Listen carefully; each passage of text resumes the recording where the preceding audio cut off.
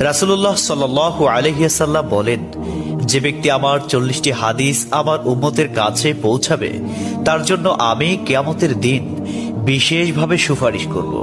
সুবহানাল্লাহ। নাম্বার 2, মানুষের মধ্যে যারা মৃত্যুকে বেশি করে স্মরণ করে এবং তার জন্য প্রস্তুতি নেয় তারাই সবচেয়ে বুদ্ধিমান। নাম্বার 3, প্রত্যেক জিনিসের জাকাত আছে, আর দেহের জাকাত হচ্ছে রোজা। নাম্বার 4, যে তার সময় আল্লাহর জন্য ব্যয় করে না তার জন্য জীবন অপেক্ষা মৃত্যু শ্রেয়।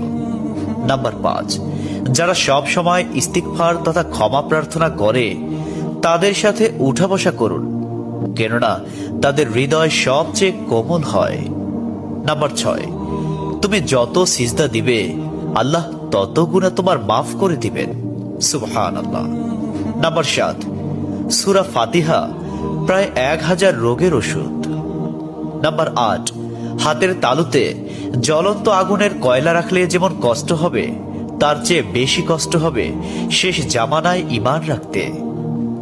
নাম্বার 9, রোজাদারদের জন্য প্রতিদিন জান্নাতকে সুসজ্জিত করা হয়। সুবহানাল্লাহ। নাম্বার 10, রাসূল সাল্লাল্লাহু আলাইহি ওয়াসাল্লাম বলেছেন, কিয়ামতের দিন সব নবীর চেয়ে আমার উম্মতের সংখ্যা বেশি হবে এবং আমি সর্বপ্রথম জান্নাতের দরজা খুলব। সহিহ মুসলিম, হাদিস নম্বর 196। 11, যে ব্যক্তি রোজা রাখা অবস্থায় মারা যাবে আল্লাহ তাকে কিয়ামত পর্যন্ত সকল রোজার সওয়াব দান করবেন। সুবহানাল্লাহ। নাম্বার 12, যে ব্যক্তি ফজরের নামাজ আদায় করল সে আল্লাহর হিফাজতে চলে গেল। নাম্বার 13, রাসূলুল্লাহ সাল্লাল্লাহু আলাইহি ওয়াসাল্লাম বলেছেন, রোজা ও কোরআন কিয়ামতের দিন মানুষের জন্য সুপারিশ করবে। মুসনাদে আহমদ, হাদিস নম্বর 6626।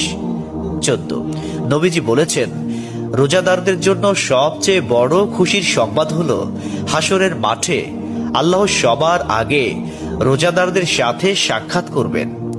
সুবহানাল্লাহি ওয়া বিহামদিহি।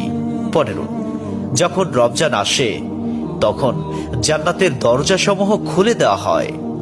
16, রাসূলুল্লাহ সাল্লাল্লাহু আলাইহি ওয়াসাল্লাম বলেন, যখন কোনো বান্দা আল্লাহর দিকে দুটি হাত উঠায় তখন তিনি তা ব্যর্থ বা শূন্য ভাবে ফিরিয়ে দেন না। তিরমিজি, হাদিস নম্বর 502। 17, হযরত মুহাম্মদ সাল্লাল্লাহু আলাইহি ওয়াসাল্লাম বলেছেন, একটি খেজুরের অর্ধেক হলেও দান করে জাহান্নামের